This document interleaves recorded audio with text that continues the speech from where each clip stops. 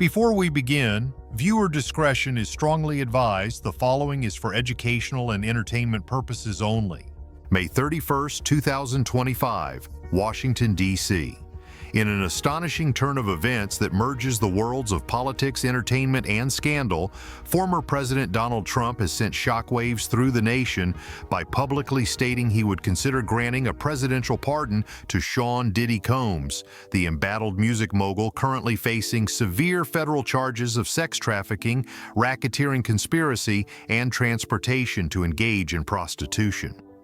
The unexpected declaration made during a May 30th press conference at the White House has sparked intense debate, reignited discussions about Trump's controversial pardon history, and added yet another layer of drama to a trial that has already gripped the world with its salacious and disturbing revelations. Trump's comments came in response to a pointed question from Fox News correspondent Peter Doocy during a press briefing focused primarily on economic policy. Doocy asked whether Trump, now in his second term after winning the 2024 election, would entertain the idea of pardoning Combs, who faces the possibility of life in prison if convicted.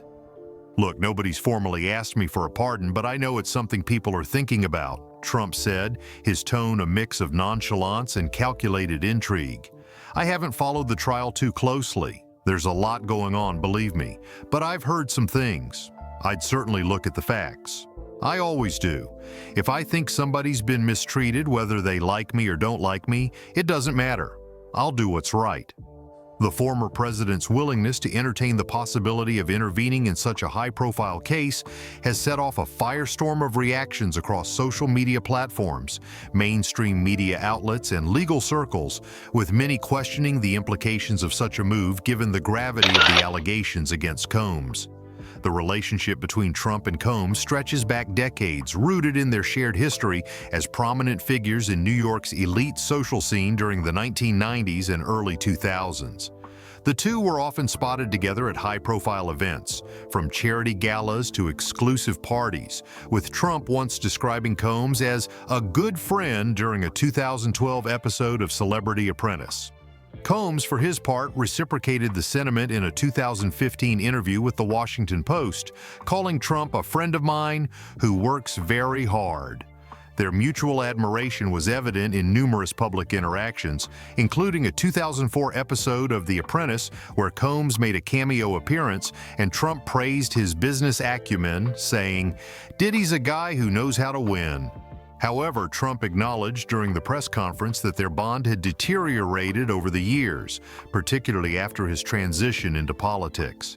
"I haven't seen him, haven't spoken to him in years," Trump admitted. "He used to really like me a lot, but I think when I ran for president, that relationship sort of fell apart. Politics changes things, you know." Combs' trial, which began on May 12, 2025 in the Southern District of New York, has become one of the most sensational legal battles of the decade, drawing comparisons to other high-profile celebrity trials like those of R. Kelly and Jeffrey Epstein. The 55-year-old founder of Bad Boy Records faces a litany of charges, including racketeering conspiracy, sex trafficking by force, fraud or coercion, and transportation to engage in prostitution. Prosecutors allege that Combs operated a sprawling criminal enterprise through his business ventures, orchestrating a years-long scheme involving drug-fueled events known as freak-offs. These gatherings, according to the indictment, were meticulously planned sex parties where women were allegedly coerced into performing sexual acts with male escorts under threats of violence, financial retaliation, and career sabotage. The allegations paint a chilling picture of a man who, despite his public persona as a celebrated entrepreneur and cultural icon, allegedly wielded his power to exploit and control those around him.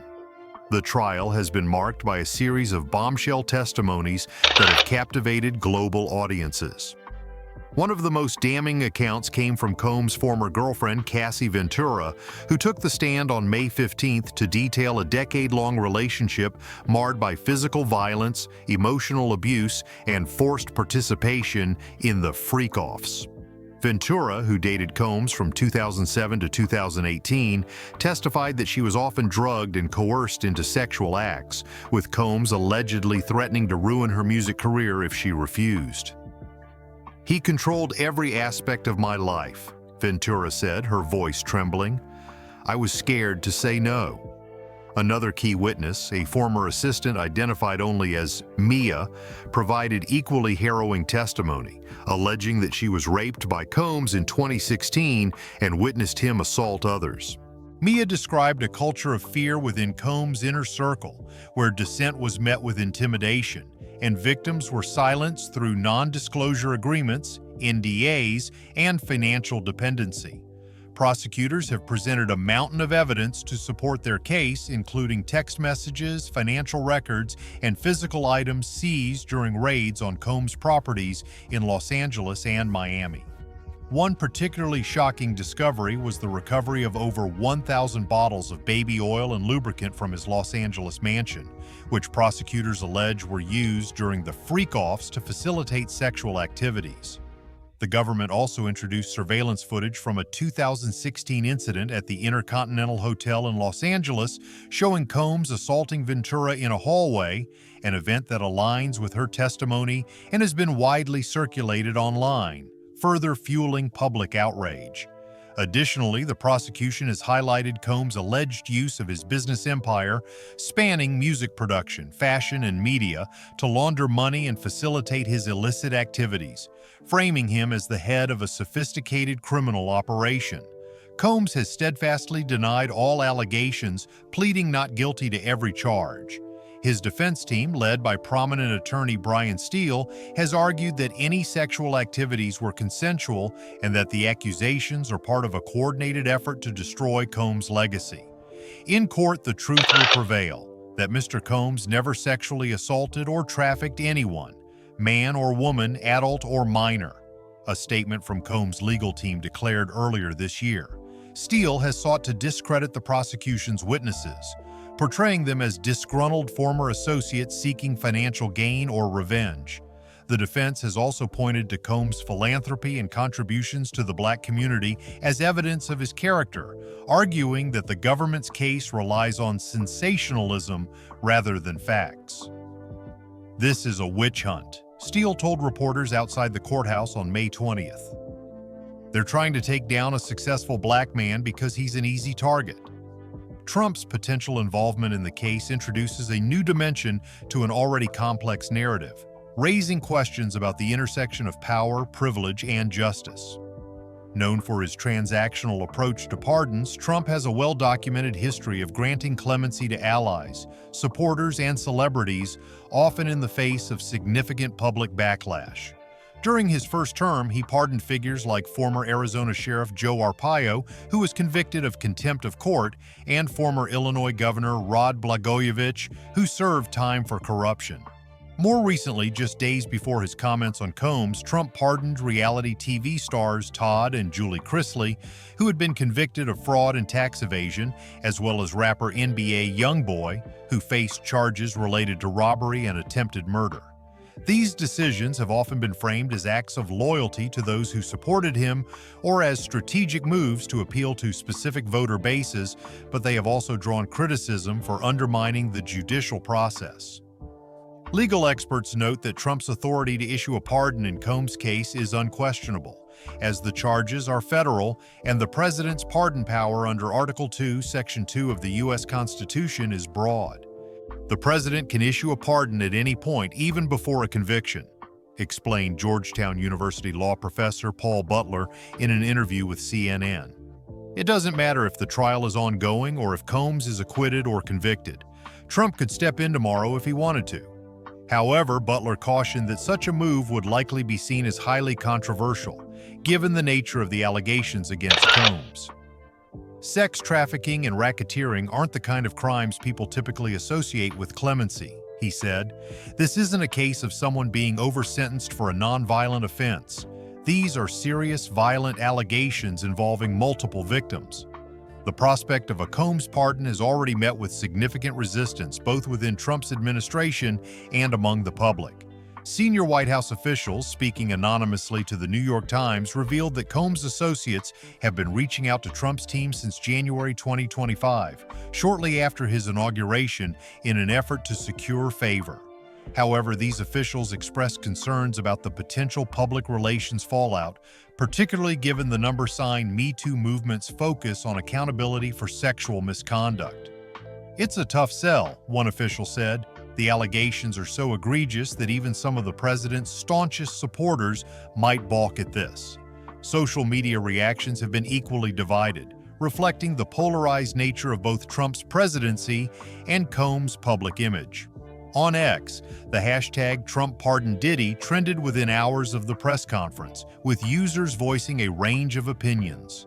Justice for Victims, an account advocating for survivors of sexual abuse, wrote, "Trump considering a pardon for Diddy is a slap in the face to every victim of sexual violence. This is what happens when power protects power."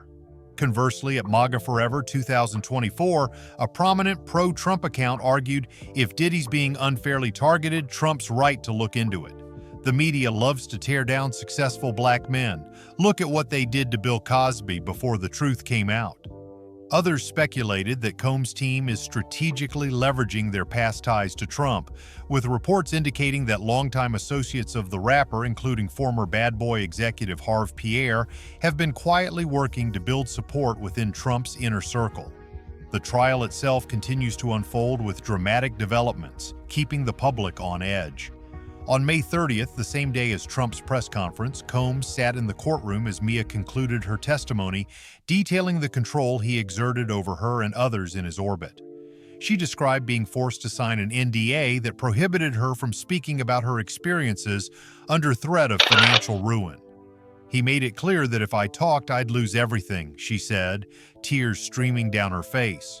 The prosecution also introduced text messages allegedly sent by Combs to Mia, including one from 2017 that read, "You know what happens to people who cross me. Keep that in mind." The messages, prosecutors argue, demonstrate a pattern of intimidation that was central to Combs' alleged criminal enterprise. Judge R.N. Subramanian, presiding over the trial, has promised the jury of 8 men and 4 women that they will conclude their deliberations by July 4th. A timeline that could coincide with what Trump hinted might be a round of Independence Day pardons. During the May 30th press conference, Trump alluded to upcoming clemency decisions, saying, "We're looking at a lot of cases for the 4th of July. It's a great time to show mercy, to show fairness." The timing has fueled speculation that Combs could be among those considered, particularly if his legal team formally requests a pardon in the coming weeks. Beyond the legal and political implications, the case has sparked broader conversations about accountability, celebrity culture, and systemic power dynamics. Combs, once hailed as a trailblazer in hip-hop and a symbol of black entrepreneurial success, now faces the possibility of being remembered as a predator who exploited his influence to harm others. The allegations against him have drawn comparisons to other fallen icons, such as R. Kelly, who was sentenced to 30 years in prison in 2022 for racketeering and sex trafficking, and Bill Cosby, whose conviction was overturned in 2021, but whose legacy remains tarnished by dozens of sexual assault allegations. Like those cases, Combs' trial has highlighted the challenges of holding powerful figures accountable, particularly when their wealth and fame create a protective shield around them. For Trump, the decision to even entertain a pardon for Combs risks reigniting criticism of his approach to justice, which many have accused of being arbitrary and self-serving. During his first term, Trump issued 237 acts of clemency, a relatively low number compared to predecessors like Barack Obama, who issued 1,927. However, Trump's pardons were often high-profile and controversial, targeting individuals with personal connections to him or those championed by his political allies. Critics, including the American Civil Liberties Union, ACLU, have argued that Trump's pardon history reflects a disregard for the rule of law. The pardon power is meant to correct injustices, not to reward friends or make political statements, ACLU Executive Director Anthony Romero said in a statement on May 31st. If Trump pardons Combs, it will send a message that wealth and fame can buy freedom, even in the face of serious allegations. On the other hand, Trump supporters argue that his willingness to consider a pardon for Combs demonstrates his commitment to fairness and his skepticism of what they see as an overzealous justice system. The president has always said he'll look at cases where people are being unfairly targeted, said Kellyanne Conway, a senior advisor to Trump, in an interview with Newsmax on May 31st. He's not saying Diddy is innocent, he's saying he'll look at the facts. That's what a leader does. Conway also pointed to Trump's history of pardoning individuals who he believes were wronged by the system, such as rapper Lil Wayne, who received a pardon in 2021 after pleading guilty to a federal gun charge. As the trial progresses and Trump's comments continue to reverberate, the intersection of these two larger-than-life figures ensures that the world will remain fixated on every development. Whether Combs will join the list of celebrities pardoned by Trump remains uncertain, but the mere possibility has already transformed the narrative around the trial, shifting the focus from the courtroom to the political arena. For victims and their advocates, the prospect of a pardon is a painful reminder of the challenges they face in seeking justice against powerful men. For Trump, it's another opportunity to wield his influence in a way that keeps him at the center of the national conversation. In the coming weeks, all eyes will be on both the Southern District of New York, where Combs' fate will be decided, and the White House, where Trump's next move could redefine the boundaries of presidential power. One thing is certain: in this saga, where politics, celebrity, and allegations of profound misconduct collide, the reality continues to outstrip even the wildest fiction. The world waits to see if Combs will become the next name on Trump's pardon list, or if justice will take its course, unencumbered by the whims of a former president known for defying convention at every turn.